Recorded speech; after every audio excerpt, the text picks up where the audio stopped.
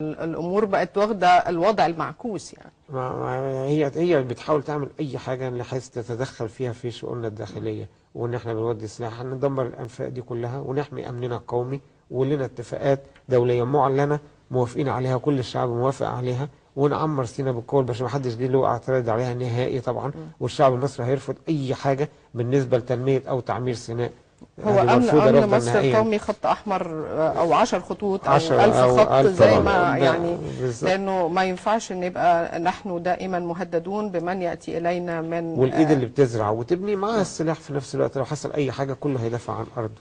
ما هو ده كان التخوف من ان وجود مواطن لا ما هو ده ما انا هقول لحضرتك على ارض سيناء، يعني هو كان يقصد قال لك في سلاح يبقى انا مهدده، يبقى علشان كده. لا طبعا. انا مهدده بايه؟ احنا قاعدين في حالنا، لا عايزين احنا استردينا ارضنا، الحمد لله نعمرها نعمرها بارادتنا واراده نعم. الشعب.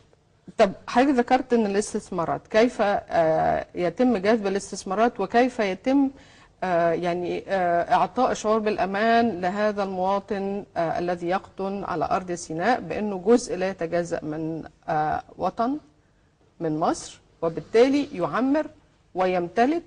وهم طلبوا، يمكن المجلس العسكري وافق على الغاء الاحكام ضد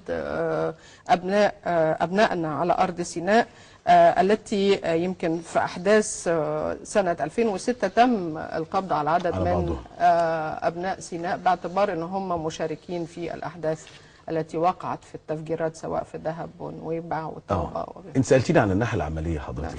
ازاي نعمر سيناء وازاي الناس تقعد في بلدها، ايا كان اللي جاي من مصر كلها، من الدلتا، من الصعيد، من حدودنا مع ليبيا، ايا كان ابن سيناء المواطن المصري الاصيل البدوي ده جزء من تراثنا المصري اللي